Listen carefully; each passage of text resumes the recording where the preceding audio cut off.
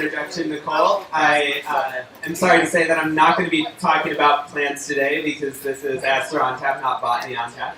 But, all right, so I've spoken at this event before about exomoons. That time I talked about how we might find exomoons. Today I'm going to talk about why we might be interested in finding them. So if that seems a little bit backwards to you, it seems backwards to me too, but here we are. All right, so the first question, of course, is what is an exomoon? And the answer is pretty simple. It's the moon of an exoplanet. So we stick the exo prefix on there to denote that it's not in our solar system. Now, I want to motivate this by talking a little bit first about what we've learned about exoplanets in order to show you that our lack of knowledge about exomoons represents a pretty significant gap in what we know about planetary systems outside of the solar system in general. So in the last 20 years, we've really learned a lot about exoplanets. We've learned something about the abundance of exoplanets. Michael talked a bit about that. So in order to highlight that, I'm going to show you an animation. This is an animation done by Ethan Cruz, who's a graduate of our UW Astronomy PhD program. And this just shows all of the Kepler planets. So I'm going to go ahead and play this. This is all the planets found by the Kepler mission. Orbiting, and it's superimposed on the planets of the solar system. So I'll just let you watch this for a minute. And bear in mind as you're watching this that this isn't even all of the exoplanets that we've discovered. This is just the exoplanets that we discovered with the Kepler mission. There's quite a few more than this, but this gives you an idea of the kind of magnitude that we're talking about. And so this, of course, is not all of the exoplanets that there are either. This is just the exoplanets that we found in one patch of sky. As Michael mentioned during his talk, we now think that about the order of one stars in our galaxy host planets of some sort, at least one planet.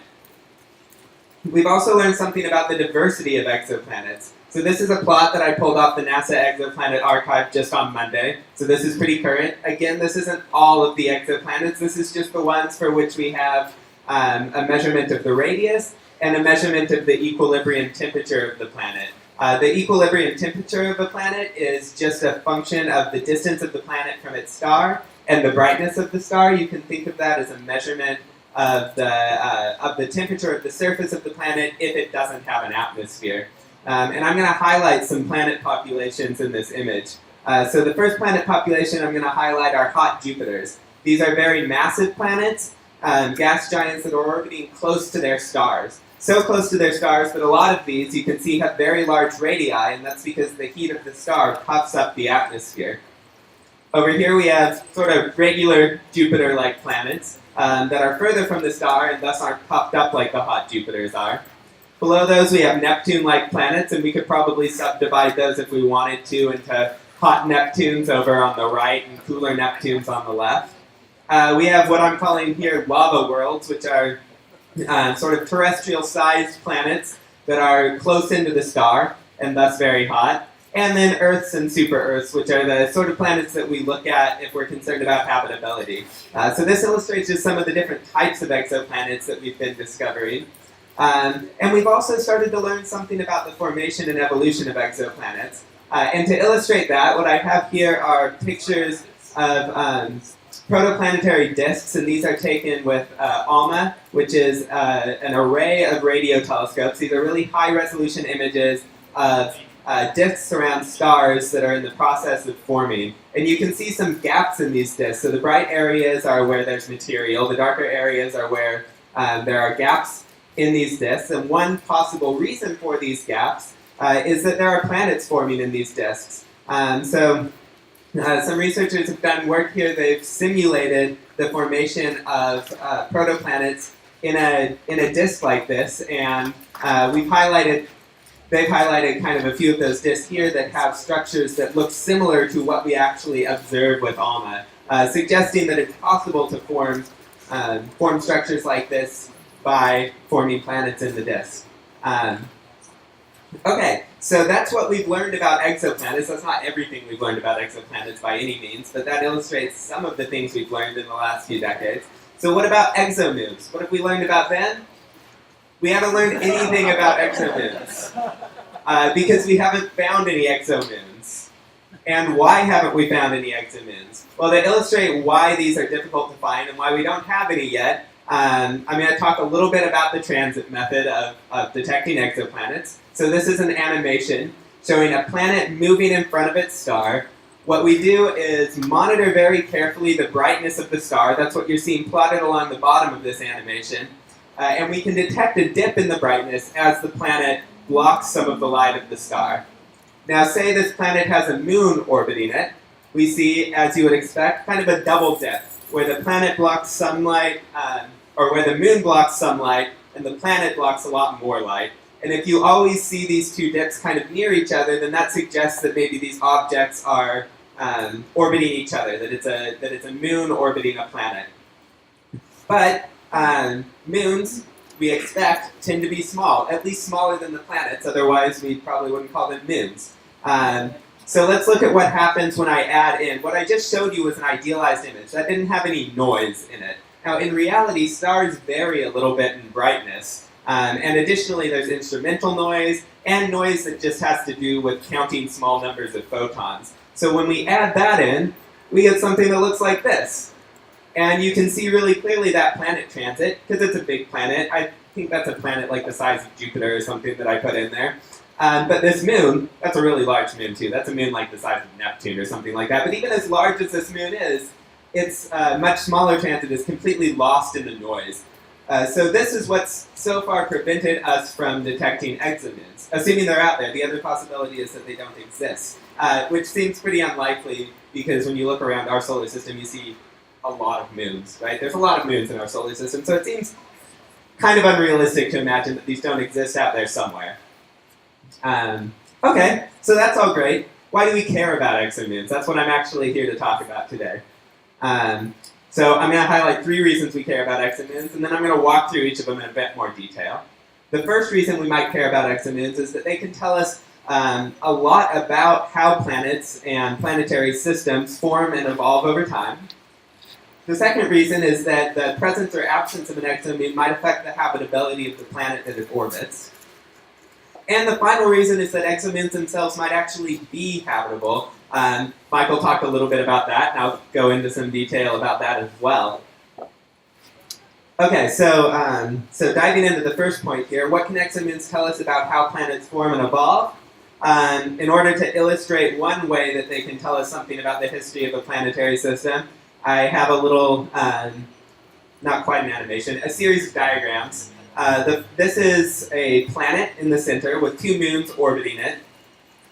Say it's early in the lifetime of this planetary system and the planets haven't settled down into nice stable orbits yet. Maybe there's planets buzzing around and undergoing kind of close encounters, what we call planet-planet scattering events. And that's this yellow planet that's about to undergo a close encounter with this happy little planet-moon system.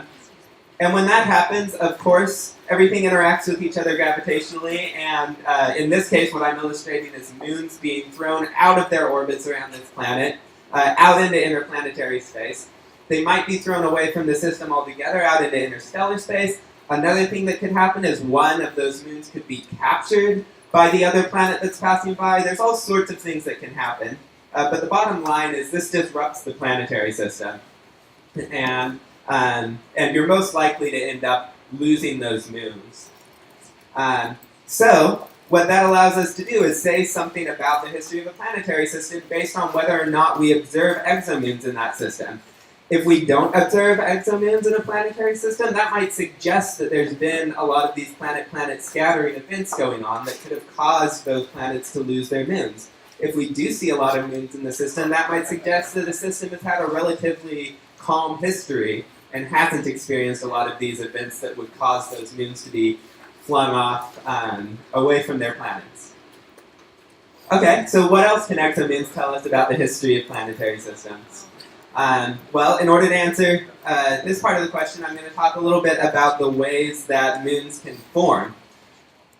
There's kind of 3 basic ways that moons can form. The first is co-accretion. This is how we think that Jupiter and Saturn's large moons form. The second is capture. This is how we think that Neptune's moon Triton formed. And the third is a giant impact, which is how we think Earth's moon formed. And I'm going to talk a little bit about each of those because each of these results in different observable characteristics of the moons that are formed via that mechanism. So co-accretion, this is a scenario where much like planets accrete out of the disk around a forming star, you would have moons accreting out of the circumplanetary disk around a planet as those planets form. So this is why it's called co-accretion, because the planet and the moon are accreting together out of the disk of material around a star. Now what this gives us is a moon with a total mass of about 1/10,000th the mass of the planet, or a series of moons with about 1/10,000th the mass of the planet that they form around. This comes from both observation. This is about what we see for Jupiter's moons and for Saturn's large moon Titan. This is also what comes out of simulations of moon formation. The other thing that we get from this is that we expect that the moons that result from this formation process would orbit in the same direction as the planet rotates, because they have the same initial angular momentum as they're all forming out of the same disk. Okay, so capture. Capture is just what it sounds like. This is where you have some small body that moves past a larger body and is captured by its gravity and pulled into orbit. This is what we think happened with Triton. It's an icy body from the outer solar system that was captured by Neptune. And finally, impact. This is what we think happened with the Earth and the Moon. This is a process in which some impactor, in this case another protoplanet a little bit smaller than the Earth called Theia, would have impacted the Earth, sent a bunch of material from the Earth out into orbit around the Earth, which would have then accreted back into a moon. And what this gives us is a moon with a mass ratio that's much larger than the case for co-accretion. So our moon is about 1/100th of the mass of the Earth, which is much larger than that 1/10,000th figure that you get for co-accretion. And then the other thing you find is that moon should be left orbiting above the planet's equator. And I actually forgot to mention, I'm going to pop back real quick to capture. The observable results of this capture process are that a moon that was captured by another planet wouldn't necessarily orbit in the same direction as the planet rotates, and that's because it could have been captured coming in from any direction with any initial orientation with respect to the rotation of the planet. And that also means that it might be misaligned with other moons in the system. Okay, so this means that by observing the size of moons, of potential exomoons in a different planetary system, by observing their size and the way that they orbit, their orbital characteristics, we can say something about how moons are formed. Which of these processes are dominant, whether which of these processes are dominant depends on something else about the system, things like that. Okay, so now what about how exomoons impact planetary habitability? In order to talk about that, I first have to talk about this concept of obliquity. So obliquity is just a fancy word for the tilt of a planet's axis away from its orbital axis. So the planet's spin axis, in this case, this is a diagram of the Earth. The Earth spins on an axis that is tilted with respect to the plane of its orbit by 23 degrees. This is what's responsible for seasons on Earth. So right now, for instance, as you can all feel, the northern hemisphere is tilted away from the sun, and that makes it colder up here than it is in the southern hemisphere.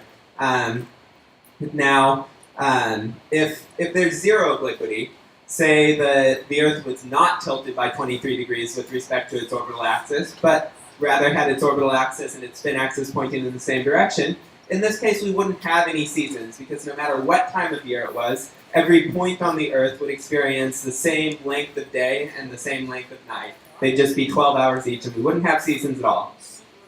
Now, if we have a moderate tilt, we do experience moderate seasons, and additionally, there are portions of the Earth near the North and South Pole that at some point in the year experience only darkness or only sunlight. So you're probably all familiar with this idea that the North Pole is completely enshrouded in darkness throughout the winter, and the South Pole is completely sunny this time of year. The situation will be reversed in 12 months, and the North Pole will be in the sun all of the time, and the South Pole will be in darkness all of the time.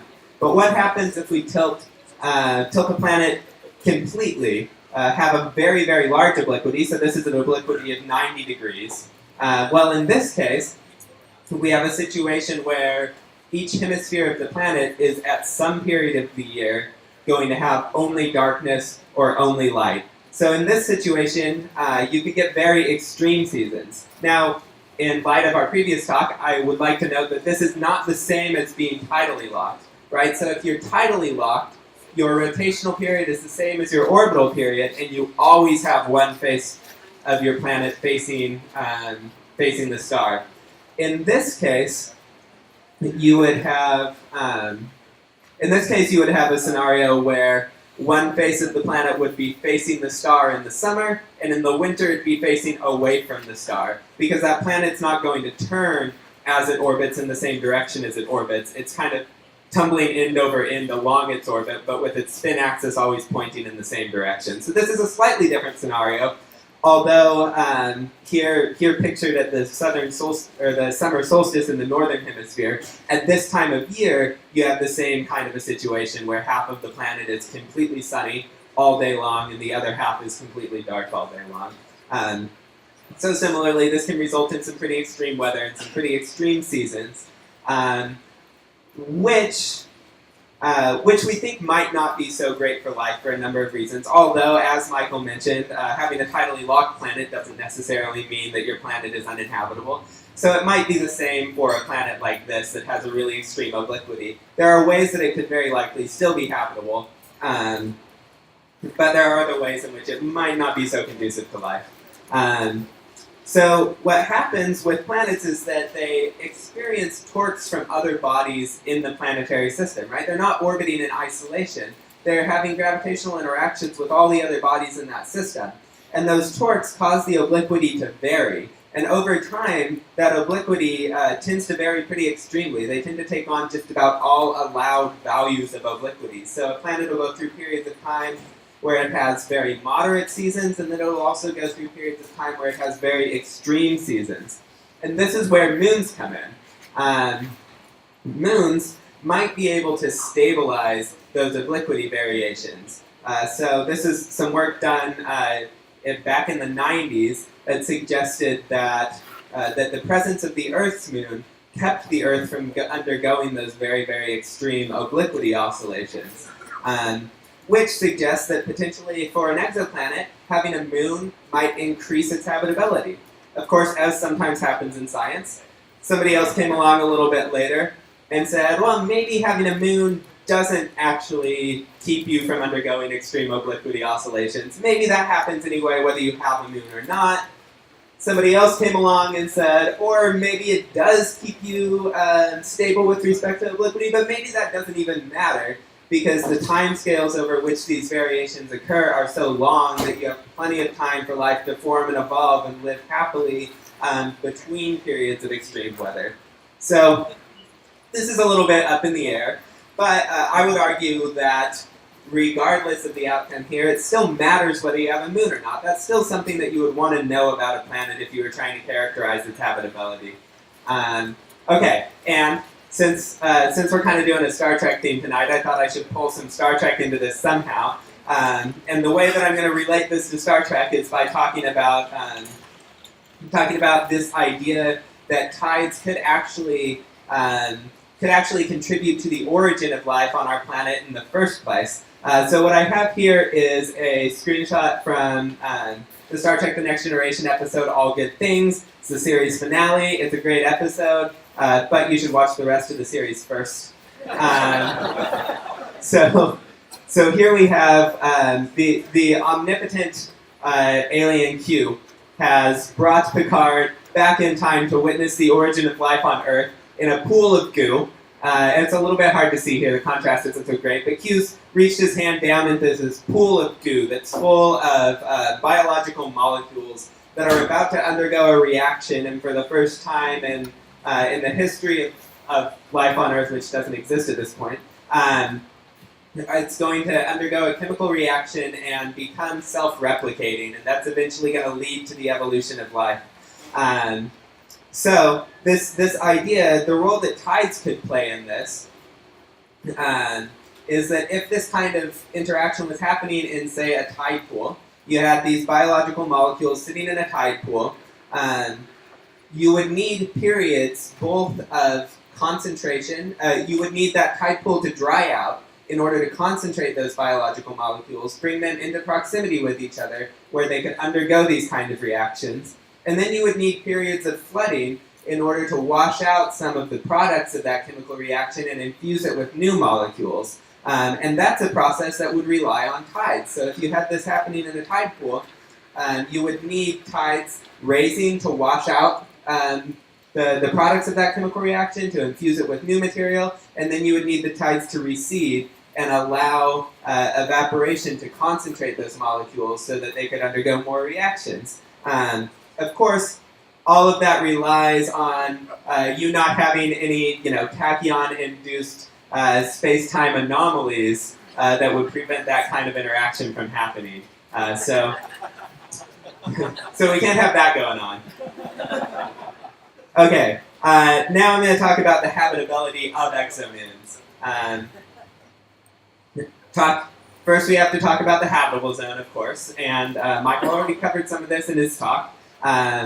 So thanks for doing some of that work for me. All right, so the idea of a habitable zone, or the Goldilocks zone, this is the distance from a planet at which the distance from a star at which your planet would be not too hot to have liquid water on its surface, and it would be warm enough that all that liquid water wouldn't be frozen. It would be just right, and you could support liquid water on the surface, and that's something that we think is possibly necessary for life.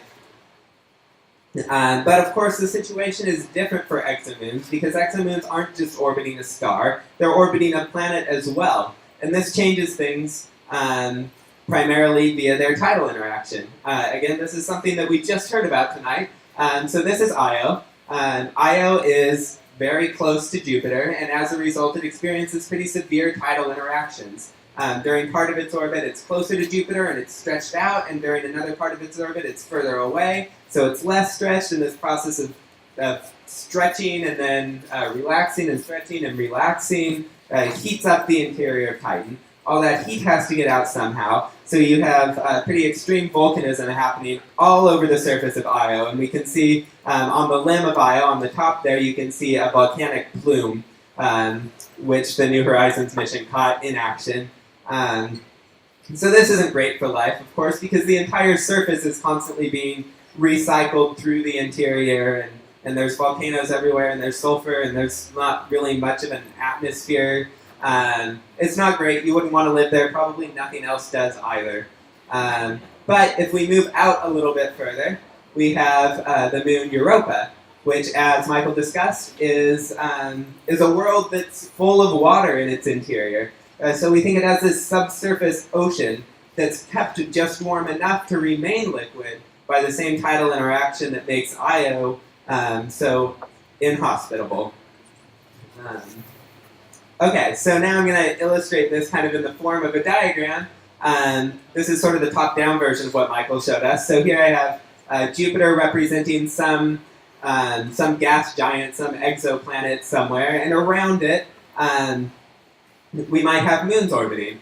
So I'm illustrating with Venus here, a moon that's too close into the planet, so it's experiencing too severe a tidal interaction, and it's going to look something like Io, or maybe something like Venus in our solar system, which is too close to the sun, except in this case, the heat would be provided not by the sun, but by a tidal interaction with the planet that it's orbiting. Now, if you move out further, as long as you're in the habitable zone, you can move out further and further away from the planet, and your exomoon might be habitable, as long as it's far enough away that it's not experiencing a severe tidal interaction. But the really cool thing about exomoons is if you consider an exoplanet that's outside of the habitable zone, where a planet by itself would not be habitable, you still might be able to support a habitable moon. Much like Europa in our own solar system is far outside of the habitable zone in our solar system, yet still has liquid water by virtue of its tidal interaction with Jupiter, you have a range of distance around an exoplanet, around a gas giant exoplanet, where a potential moon could have just enough tidal heating to be habitable. So, in that case, you'd have something like, so here, this is the fourth moon of Endor from Star Wars. So we might see something like this. Or, again, since we're kind of focusing on Star Trek in this talk, I have a picture that you've seen already tonight. This is the moon Andor, which is the habitable homeworld of the Andorians. So hopefully someday we'll be able to find exomoons out there in the universe, and maybe on some of those exomoons there's life, and maybe that life looks just like this. All right. So to summarize this all, basically, exomoons are cool. Or maybe warm enough to be habitable. We haven't found any yet. We want to find some because they'll help us understand exoplanets, because they could affect the habitability of exoplanets, and finally because they might themselves actually be habitable, and that would be really neat. All right, thank you.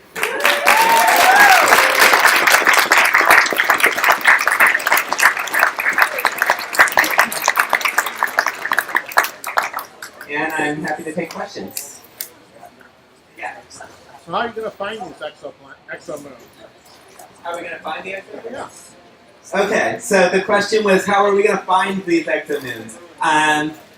That's a good question. The way we're going to find them is by figuring out how to do a better job of eliminating the noise that prevents us from finding them. So we're going to have to do a better job of finding really, really small transiting objects, essentially. Yeah. How would weather patterns look different on like a moon with an atmosphere where the heat's coming from within the planet rather than from the sun? That's a good question that I really don't know the answer to. I don't think a lot about atmospheres. I think it would probably depend a lot on how much heat you were getting through the surface. Yeah, I don't have a great answer to that question. Fun to think about, though. Yeah. Is the Webb telescope going to be able to detect it? Yeah, so I think potentially. It depends on what exomoons are out there and how big they are, whether or not they're detectable with something like the James Webb Telescope. I would say that it's certainly worth giving a try. It's going to be, when it launches, it's going to be probably the best tool out there for looking for exomoon transits. Yeah? How much info can we tell? How many properties can we get about the exoplanets? Like examples, this rotational period. Do we know any of that for these planets we found out there? Yeah. So, let's see. So your question was, how much do we know about these exoplanets? Yeah, we know quite a lot about some of them. We certainly know. So what we get from the transit method is primarily the radius of a planet and its orbital period. If we can look at radial velocities induced on the star by the planet, so that's the radial velocity method of detecting exoplanets, but that can also be used to further characterize them, and that gives us a constraint on their mass. So with those two things, we can get something about their density, and that tells us something about possible compositions of a planet. We can also, from transits, we can do something called transit spectroscopy, where we look at how, if a planet has an atmosphere, that atmosphere blocks different amounts of light at different wavelengths. So we can get something like a spectrum from that and put constraints on the atmosphere of a planet. That is, at the present, about as good as we can do. There are a few planets for which we can very crudely map out the heat pattern across the surface of it, and that tells us something about their rotation. Not a ton, though. Yeah.